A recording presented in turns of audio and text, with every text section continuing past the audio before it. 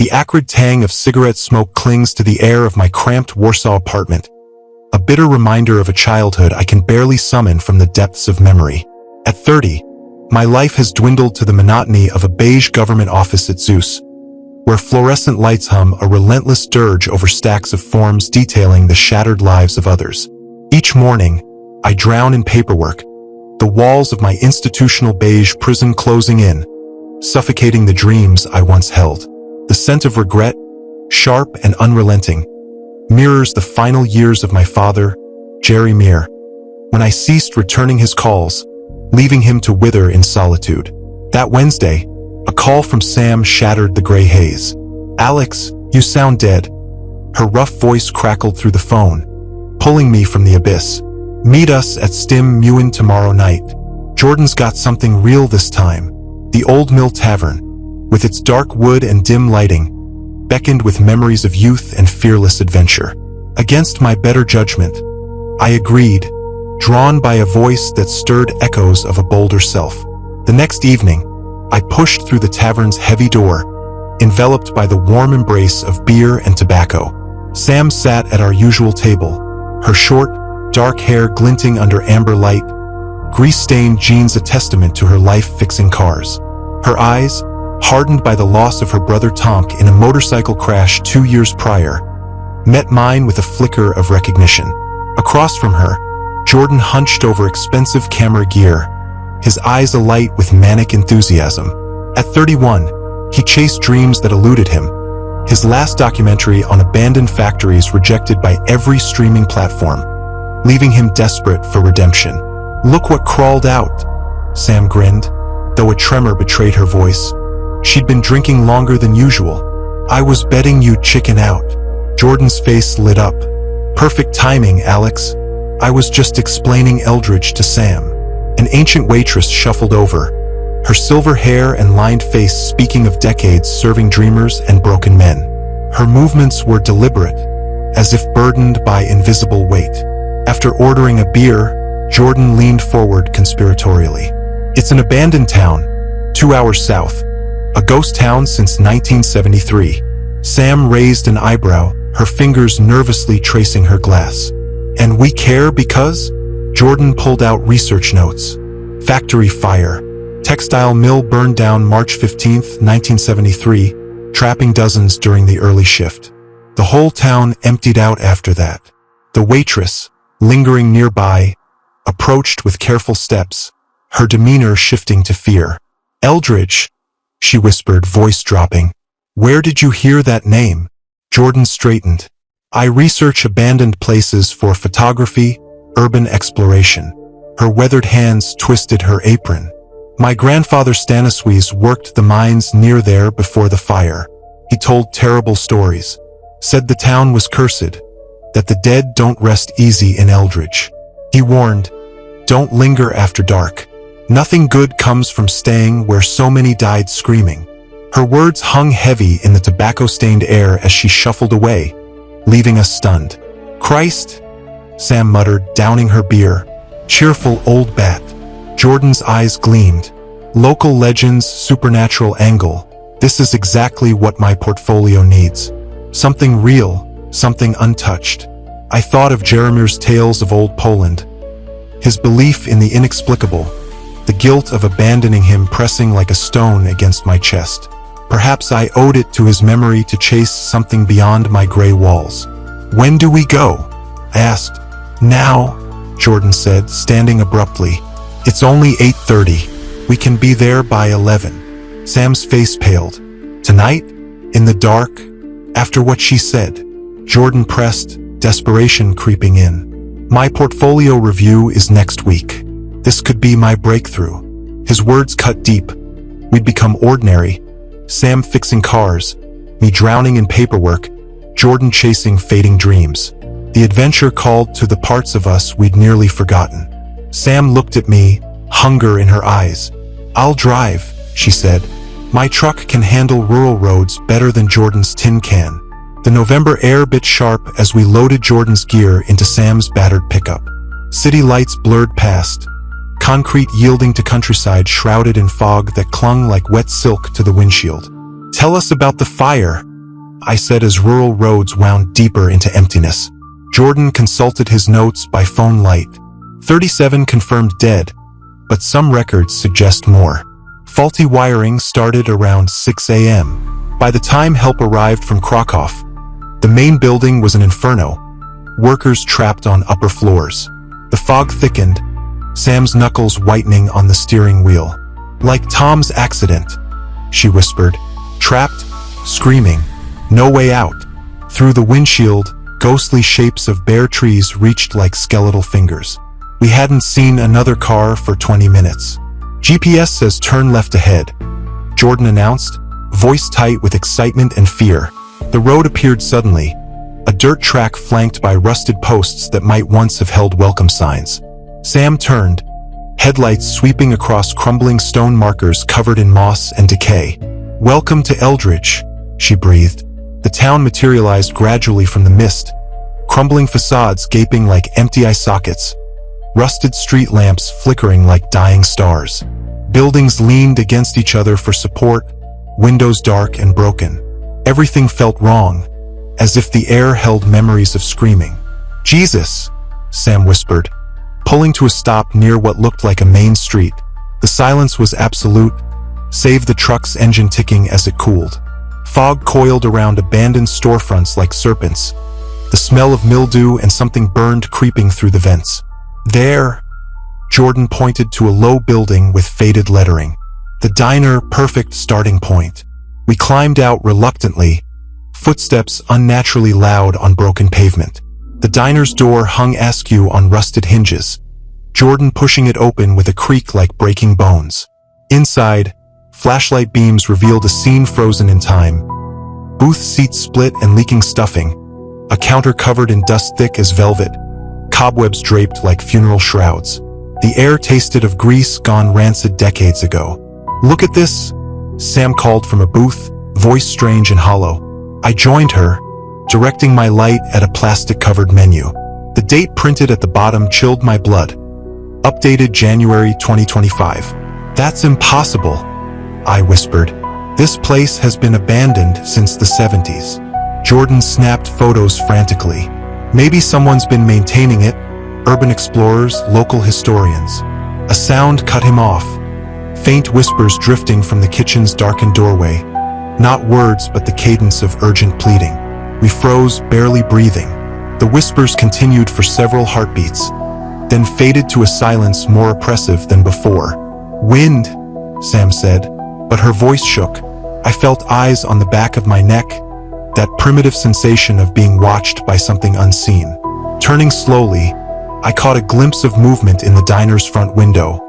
A shadow, tall and angular, there one moment and gone the next. "We should go," I said, backing toward the door. "Wait," Jordan protested. "This is exactly what I need. The atmosphere, the mystery, the curse." Sam added darkly, "Don't forget the curse." Despite every instinct screaming against it, I nodded. Maybe it was guilt over Jeremiah, maybe the need to feel something other than numb. "Fine," Sam sighed. "But we sleep in the truck, doors locked." The fog never lifted as we parked in what had once been a town square. Shadows moved with purpose beyond our headlights, and I wondered if we'd already made a terrible mistake. I dozed fitfully in the passenger seat, dreams filled with smoke and screaming. Just as sleep claimed me, I heard it, faint but unmistakable. My name whispered from the darkness outside. "Alex!" The voice carried the weight of ashes and unfinished business. Dawn crept through the fog like a reluctant witness, painting Eldridge in shades of ash and decay. I woke to Sam cursing softly, trying to start the truck, her breath visible in the cold morning air. "Engine's cold," she muttered, pumping the gas pedal. "Give it a minute." Jordan stirred, camera in hand, driven by that manic need to document. "What time is it?" 7:30. I croaked, throat dry as sandpaper. As the fog lifted, Eldridge revealed its true face. A town that had died screaming. Crumbling facades gaped like skulls, soot stains streaking walls like tears of mourning. The air carried the persistent smell of old smoke, as if the 1973 fire still smoldered deep in the town's bones. Jesus Christ, Sam breathed, finally getting the engine to turn over. This place looks like it was bombed. The main street stretched before us, cobblestones cracked and overgrown with weeds, rusted street lamps leaning at drunken angles. There, Jordan pointed through the windshield, fully awake now. The factory, that's where it happened. The Eldridge textile mill loomed like a blackened cathedral, its main building a skeleton of twisted metal and charred brick, windows blown out, roof collapsed in places. Smoke stains clawed up its walls like desperate scratches. "We should explore it," Jordan said, reaching for the door handle. Sam killed the engine reluctantly. "I don't like this. The whole place feels wrong, like it's watching us." She was right. The silence was oppressive, broken only by wind through broken glass and the occasional creak of rusted metal. The factory grounds were surrounded by a chain-link fence, rusted through.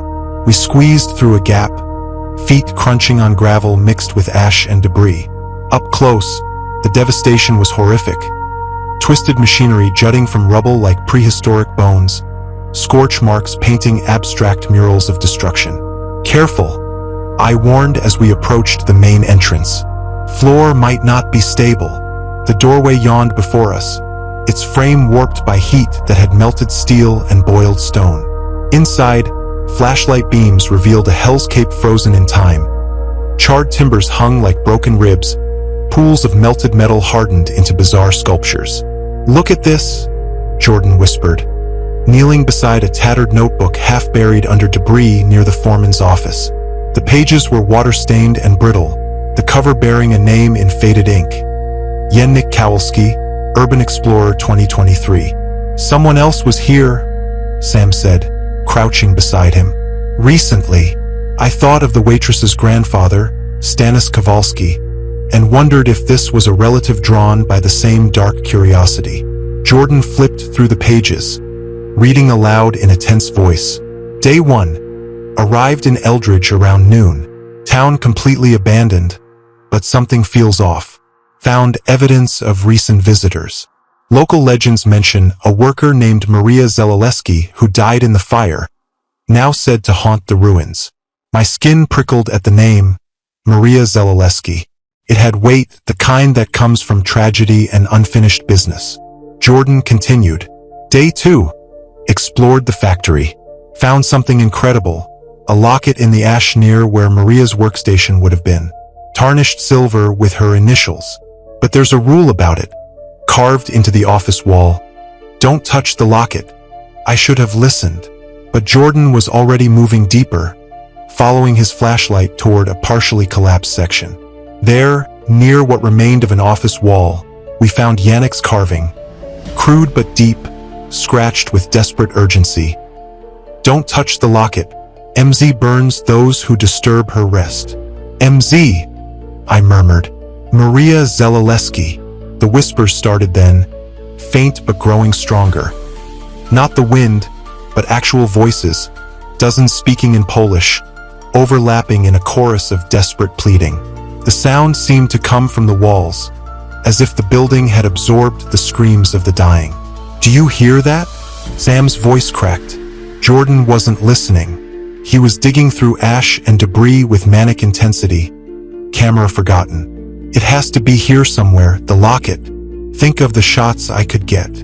Jordan, no. I grabbed his arm. You read what happened to Yennik. The rule is clear. But he shrugged me off, his face lighting up with triumph. Got it. He held up a tarnished silver locket, its chain broken, its surface blackened with age and fire damage. Even from a few feet away, I felt the wrongness radiating from it. A cold that had nothing to do with temperature, but everything to do with the weight of unquiet dead. Jordan, put it down, Sam commanded, but he slipped it into his jacket pocket. It's just a piece of jewelry, he said, voice shaking. Superstitious nonsense. This is the authentic artifact that will make my documentary stand out. The whispers grew louder, more insistent, and I swore I heard my name among them. The temperature dropped 10 degrees, our breath misting in the suddenly frigid air. Then the chair moved, A metal folding chair in the corner scraped across the concrete with deliberate slowness, metal legs shrieking against stone. We froze, staring as it slid 6 feet before stopping with a final echoing clang. "Wind?" Sam whispered, but her voice betrayed her. "There is no wind in here," I replied, throat tight with fear. Jordan backed toward the entrance, camera snapping photos. "This is perfect paranormal activity. Unexplained phenomena. The network executives will eat this up." But Sam stared at a blown-out window on the 2nd floor, her face pale. "There's someone up there. Someone's watching us." I followed her gaze and saw it. A figure silhouetted against the broken window, tall and angular, its outline wavering like heat distortion. For a moment, I made out details. The suggestion of a woman's form, hair moving without wind, burn scars covering visible skin. Then it was gone. "We need to leave," Sam said, moving toward the exit. "Are you insane?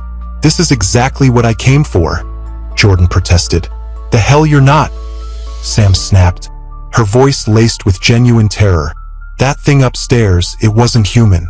And you've got its locket in your pocket." "Maria Zelaleski died 50 years ago," Jordan argued, backing toward the exit. "Dead people don't hurt the living." "Tell that to Yen Nick," I said grimly. His journal entries stopped after day 2. Same day he found the locket. We made it back to the truck without further incident, but the argument that followed was fierce. Sam wanted to leave immediately. Jordan refused, insisting we stay and document more. I found myself caught between curiosity and the growing certainty that we'd stumbled into something far more dangerous.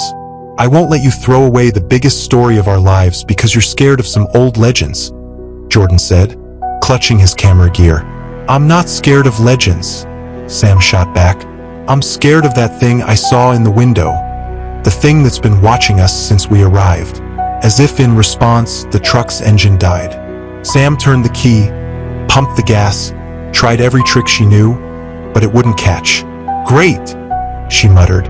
"Just perfect." We spent an hour trying to diagnose the problem, checking connections, cleaning terminals, even push-starting it. Nothing worked. The truck sat dead in Eldridge's main street, as immobile as everything else in the cursed town. "We walk out," Sam decided. "Follow the road back to the highway. Flag down help." But when we tried, something impossible happened. The road curved back on itself, leading us in a wide circle that brought us right back to the town square. We tried 3 different routes, each time ending up exactly where we'd started, as if Eldridge itself refused to let us leave. "This is impossible," Sam said, voice tight with panic. "Roads don't just loop like that. Neither do moving chairs or figures in windows," I pointed out. But we saw what we saw. By afternoon, exhaustion and fear had worn us down to raw nerves.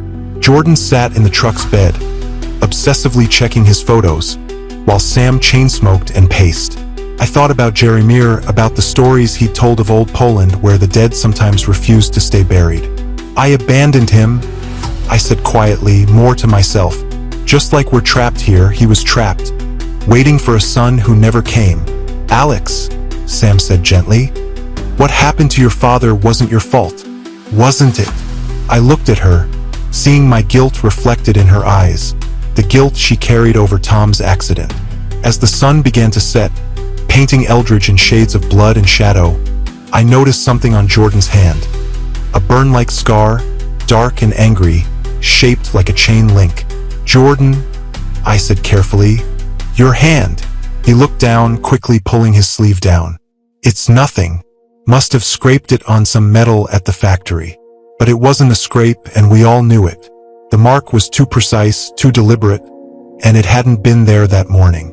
As darkness fell, we prepared for another night in the truck.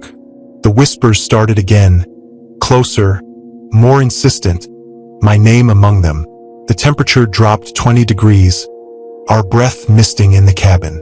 Jordan's burn mark had spread, dark lines snaking up his forearm like infected veins. "We need shelter," Sam said, voice tight with exhaustion. "Real shelter. Not sitting in this truck like bait." I scanned the darkened street, flashlight beam cutting through shadows that moved with purpose. Most buildings were too damaged, but at the far end, beyond the factory ruins, stood a structure that looked more solid, the church. The church, I said, pointing. Looks like the roof's intact. We gathered what we could and slipped out, heading for the church. The heavy wooden doors were barred, but desperation gave us strength. With a crack like breaking bones, they splintered inward. Inside, the air was thick with dust and old incense. Rows of splintered pews facing an altar draped in moldering cloth. Stained glass windows cast colored shadows across stone floors. We barricaded the doors with broken furniture, a makeshift barrier against whatever hunted us. Jordan had found Yannick's journal again, pages fluttering as he searched. There has to be more rules, information about how to stop this. Stop what? Sam demanded, pressing against the barricaded door as something heavy slammed against it. You heard that scream. You saw what happened to the truck. This thing isn't some harmless ghost story. Maria Zelaleski, Jordan said, voice dreamy. She died in the fire, trapped on the upper floor, burned alive while her co-workers escaped. Don't, I warned, remembering what happened when he spoke her name. But Jordan was lost in the journal, reading passages that hadn't been there earlier. Day 3. The rules are becoming clearer. First, don't touch the locket. It binds you to her. Second, don't speak her name. It calls her to you. Third, don't stay past midnight on the third day, or she claims you forever. The temperature plummeted, frost forming on the broken windows. That's when I saw Jerry Muir, standing beside the altar, gray hair wild, eyes filled with disappointment. His mouth moved, forming words I couldn't hear, pointing urgently toward the shadows. Alex, what are you looking at? Sam's voice seemed distant. I blinked, and Jerry Muir was gone. But the shadows were moving, taking shape. Maria Zelaleski emerged from the darkness, a nightmare given form. Her dress charred black, skin the color of ash, burn scars smoldering, hair smoking strands around a face more skull than flesh. Her eyes were hollow sockets holding fire, the eternal flame of rage and pain. You took my locket, she said, voice the sound of flames consuming dry wood. The stained glass windows began to crack. Jordan clutched the journal, backing away, his eyes glassy. I see my brother, Sam whispered, tears streaming. Tom's right there. He's telling me it's my fault he died.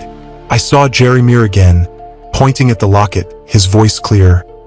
Burn it before midnight. Burn it or join us. Maria lunged, her burning hands reaching for Jordan. He stumbled, the locket spilling to clatter across the stone floor. Every piece of glass in the church exploded, a crystalline shriek filling the air. We threw ourselves to the floor as fragments rained down. We have to get out of here, Sam gasped. But Maria's wraith was between us and the door, flickering between human and nightmare. The manor, Jordan slurred, eyes dilated. We can hide there. We slipped out through a side door, the wraith screaming in the ruined sanctuary. The manor stood on a hill, its Victorian architecture a stark contrast to Eldridge's ruins. The front door opened at our touch, revealing an interior preserved like a museum, dust covers on furniture, a crystal chandelier casting rainbow patterns. This doesn't make sense, Sam said, running her finger along a mahogany table untouched by time. We found 3 figures in the main hall, doppelgangers of us, pale and hollow-eyed. Leave now, mine whispered. Before midnight, before she claims you. Maria materialized behind us, rising from a gilt-framed mirror. Return what was taken. Join what was lost. I tackled Jordan, crashing through the front door as her burning fingers closed on empty air. The house erupted in screams, walls sagging, the chandelier crashing down. Dawn broke as we staggered back toward the town center, but the light moved backward, darkness creeping in. The church clock chimed, counting down. I looked at Yannick's journal, new text appeared. The locket must be burned where she died. Only fire can break the chain, but she will fight. Jordan's laugh was hollow. Burn it? It's beautiful. It's mine. His eyes were black, burn marks spreading. We're running out of time, I said, grabbing Sam's hand. We have to get to the factory. The locket pulsed with cold fire, whispers chanting our names. The factory loomed, a blackened cathedral under a supernatural twilight. Inside, ritual circles and altars marked the space, a fire pit at the center where Maria had died. This is where it happened, Jordan said, voice distant. This is where she burned while they ran. The journal burned in my hands, final words clear. Only love can break what hate has forged. Maria materialized, a woman transformed by rage. Her dress tattered, skin ash, eyes wells of fire. You took my anchor. You must pay. Jordan stepped toward her. I understand you. Sam lunged, but invisible hands seized her. Your friend knows grief, Maria said, turning to Sam. She carries guilt like a stone. To me, she whispered, you know abandonment. You left your father to die alone. Guilt is a chain, she said, her features softening. Join me. Let your guilt fuel the fire. I almost took her hand, but Jeremy appeared, shaking his head. Forgive yourself. I already have. No, I said. Guilt isn't a chain if you don't let it be. I choose to carry it differently. Maria's rage twisted her face. Then you choose to burn. She lunged, becoming pure flame. I wrestled the locket from Jordan, throwing it into the fire pit. Her scream was the death cry of something refusing to die. You're not alone, I said. They're waiting for you. Her features softened, fading like mist. Tell them love is stronger than guilt. Tell them forgiveness is possible. The factory shuddered, the cold lifting. Jordan collapsed, scars fading. Did I? He began. You're okay, Sam said. We stumbled out, the truck starting on the first try. The roads led straight to the highway. At a gas station, the attendant said we'd been gone 3 hours. Back in Warsaw, a thin line of darkness appeared on my jaw, a permanent scar. 3 months later, Kaya Noak's video showed a locket in the factory ash, waiting for the next soul. Have you the courage to delve into Eldridge's cursed shadows? Or does the weight of its horrors stir a fear too deep to face? Reflect on whether this journey into true terror suits your taste for the unknown.